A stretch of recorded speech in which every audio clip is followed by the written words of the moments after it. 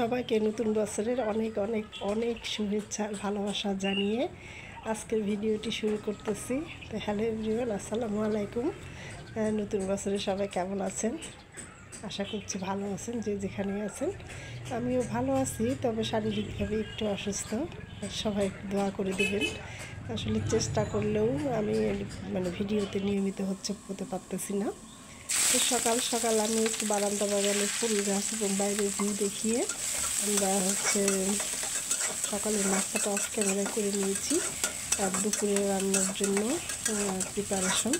এর ফাঁকে অবশ্য ঘর দৌড়গুলো একটু গুছিয়ে টুছিয়ে ওগুলো কাজ শেষ করে নিয়েছি। তো সবার নতুন বছরে দেখে অনেক সুন্দর সুন্দর ভিডিও দিয়েছে মাশাআল্লাহ। আমি অবশ্য অনেক দেখেও নিয়েছি শুয়েই। তার শরীরটা একটু অসুস্থ আমার, আমি চাইলেও আসলে দিতে পারিনি। তো ভাবলাম যে ছোট্ট একটা ভিডিও দিয়ে দিই। তো সেটাই দুপুরে আজকে আমি রান্না করব। আসলে শীতের সবজি যেটাই রান্না করেন সেটাই অনেক মজা লাগে। তো আজকে একটু রুই মাছ দিয়ে আলু টমেটো এবং এটাকে কি বলে, কুমড়া বড়ি দিয়ে ঝোল করব। আমার ছেলের ভীষণ ভীষণ পছন্দের কুমড়া বড়ি, আর ছেলের বাবার একদম অপছন্দ, দুইজন দুই দিকে, যার কারণে খুব একটা বেশি রান্না করা হয় না। তো ভাবলাম বছরের আসলে যেহেতু শীতের সময় এইটা খাওয়া হয়, একটু করে দিই। ছেলের আসলে অনেক পছন্দ। এটা সাধারণত আমরা বড় মাছ দিয়ে ঝোলে দিই। তো আমি আসলে প্রথমে মাছটাই কষিয়ে নেব। মাছটা আমি ভেজে রান্না করতেছি না, মশলাগুলো কষিয়ে নিয়ে আমি সুন্দর করে মাছগুলো এভাবে কষিয়ে নেব। এবং আসলে তরকারিতে, বিশেষ করে ঝোলের তরকারিতে এই মাছটা দিলে তরকারিটা কিন্তু বেশি মজা হয় খেতে, অনেক বেশি ভালো হয় আসলে। আপনারা কে কে এইভাবে করেন আসলে কমেন্টসে জানাতে পারেন। আর এই চুলায় আমি আসলে সিম ভাজি উঠিয়ে দিয়েছি। তো সিম ভাজিটা ওই তো হচ্ছে, আর এই পাশে এই তো মাছটা প্রায় কষানো হয়েই গিয়েছে। তো গত ভিডিও আমি বেশ কয়েকদিন আগে দিয়েছিলাম, আসলে তখনও ভিডিওতে ভয়েস দেওয়া হয়নি। আসলে শরীরটা মোটামুটি বেশ ভালোই খারাপ, যার কারণে ভয়েস দেওয়ার আসলে পাচ্ছিলাম না। তো আজকে আসলে ভাবলাম যে নতুন বছরে একটাও ভিডিও দেওয়া হলো না, বেশ কয়েকদিন চলে গেল। তো একটা ভিডিও দিই আর আপনাদের সাথে একটু গল্প করি। এই তো আমার মাছটা রান্না করে আমি রেখে দিয়েছি। আর এই পাশে যেটা সবজি রান্না দিব, ওইটাতে আমি একটু তেল দিয়ে কুমড়া বড়িগুলো সুন্দর করে লাল লাল করে ভেজে নেব। হয়তো সবাই এই প্রসেসটাই অ্যাপ্লাই করে, এভাবেই খায়। কুমড়া বড়ি ভেজে নিয়ে এই তো মোটামুটি আমার ভাজা হয়ে গিয়েছে, আমি উঠিয়ে নিব। যেহেতু মানুষ অল্প পরিমাণে দিয়েছি আসলে। তো এইবার আমি এই তেলেই পেঁয়াজ একটু কাঁচামরিচ দিয়ে দিলাম। মনে হচ্ছিল যে আসলে যে তেলটা দিয়েছিলাম ওটা কুমড়া বড়ি আসলে সব চুষে নিয়েছে। আবার একটু তেল দিয়ে দিলাম, মনে হলো যে কম হয়ে যাবে তরকারিতে। কত কম তেলে আবার তরকারিটা আসলে কষাইলে ভালো লাগবে না, নিচে লেগে যাবে। তো সেই জন্যই আমি একটু তেল দিয়ে নিলাম আর একটু।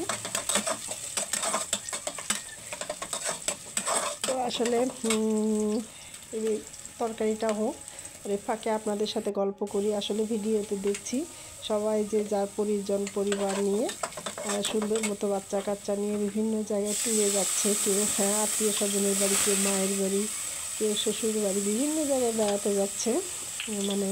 মোটামুটি প্রায় শেষের দিকে, ডিসেম্বরটা আসলে সবাই বাচ্চাদের পরীক্ষা শেষে সবাই একটু ঘোরাঘুরি করে, এতে মনেরও রিল্যাক্স হয়, বাচ্চাদেরও রিফ্রেশিং হয়।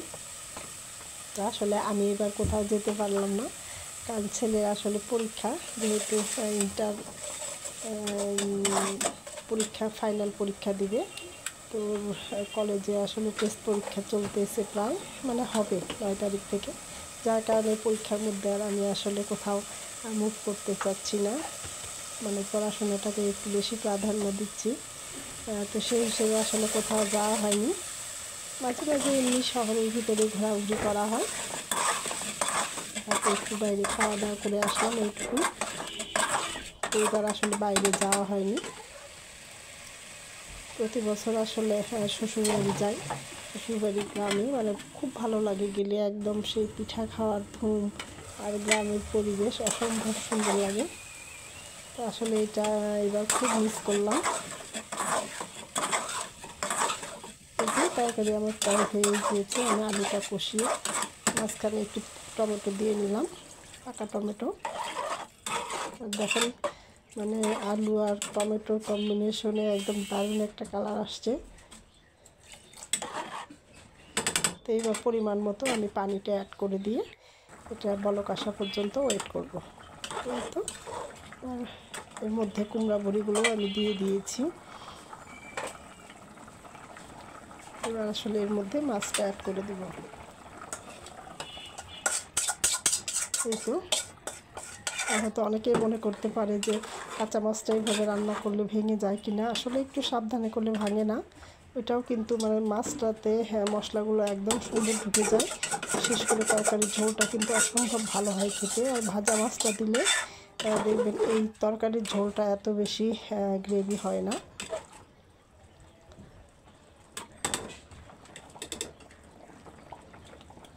এর ফাঁকে আমিও একটু দেখে নিচ্ছিলাম যে লবণটা ঠিকঠাক আছে কিনা। দেখে মনে হইলো একটু লবণটা লাগবে, আমি সামান্য কিছু লবণ অ্যাড করে দিলাম। দিয়ে ফাইনালি আসলে এটাকে আর কিছুক্ষণ দমে বসিয়ে রাখবো। বাস আমার তরকারি শেষ। শীতের দিনের মজার কুমড়া বড়ির তরকারি, এটা আসলে ভীষণ মজার হয় খেতে। কার কার কুমড়া বড়ি পছন্দ কমেন্টসে জানাইতে পারেন। তো এই ফাঁকে বলে নিই, যারা আমার ভিডিওটি দেখছেন প্লিজ, যারা এতক্ষণ ধরে দেখছেন কিন্তু লাইক দেননি, একটা লাইক দিতে পারেন, দিয়ে আমার পাশে থেকে যেতে পারেন। আর যদি সাবস্ক্রাইব না করে এমনি এমনি ভিডিওটা দেখেন তাহলে অবশ্যই সাবস্ক্রাইব করে আমার পাশে থেকে যেতে পারেন। আর ওই ফাঁকে দেখলেন আমার সিম ভাজিটা হয়ে গিয়েছে, আমি নামিয়ে নিলাম। আর এটা একদম বিকেলের একটা ভিডিও, আমরা এর ফাঁকে দুপুরে খাওয়া দাওয়া করে নিয়েছি। তো ভাবলাম যে করি, তো একটু পুডিং বানাবো অনেকদিন পরে, সেই প্রিপারেশন নিচ্ছি আমি। আর পুডিংটা আমি কিন্তু ব্লেন্ডারে এটা করে নিই, গ্রেড করে নিই।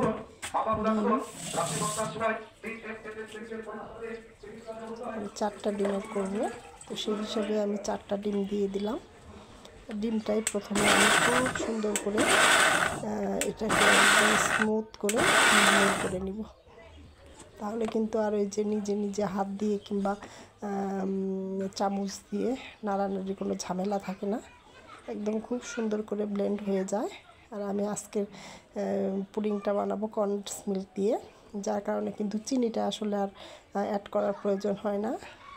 আপনারা হয়তো অনেকেই মানে করেন, কনডেন্স মিল্ক এমনিতেই যথেষ্ট মিষ্টি থাকে, খুবই সহজভাবে খেতে কিন্তু বেশ ভালো হয়। মানে কনডেন্স মিল্কের পুডিংটা কিন্তু খুব ভালো জমে আসলে, যেহেতু ঘনই থাকে কনডেন্স মিল্ক। আর আমি এক্সট্রা দুধ ইউজ করব না। তো এদিকে করা শেষ, আমি একটু ক্যারামেল করে নিব, যে পাত্রে দিব সেটাতে একটু চিনি দিয়ে আমি চুলায় বসিয়ে হালকা আছে চিনিটা গলে যাওয়া পর্যন্ত ওয়েট করব।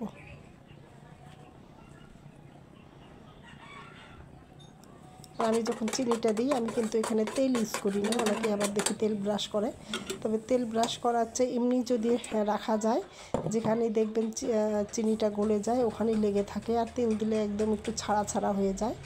এই তো সুন্দর একটা কালার চলে আসছিলো ক্যারামেলের। এবার আমি ব্লেন্ড করে রাখা ডিম এবং কনডেন্স মিল্ক দিয়ে সুন্দর মতো 40 থেকে 45 মিনিট এটাকে ভাপিয়ে নিয়েছি। এই যে দেখতে পাচ্ছেন ফাইনাল লুক আমার পুডিংয়ের। মাশাআল্লাহ খেতেও কিন্তু অসাধারণ হয়েছিল। ও আচ্ছা আচ্ছা। ওটা তখন ওরা ইয়ে করছে। সবাই বেশ পছন্দও করেছে। ওই যে দেখবেন বড় বড় ব্লগারের ভিডিওগুলোতে আশেপাশের পুডিং মানুষকে খেতে খেতে আজকের মতো আপনাদের মাঝ থেকে বিদায় নিব। আল্লাহ হাফেজ।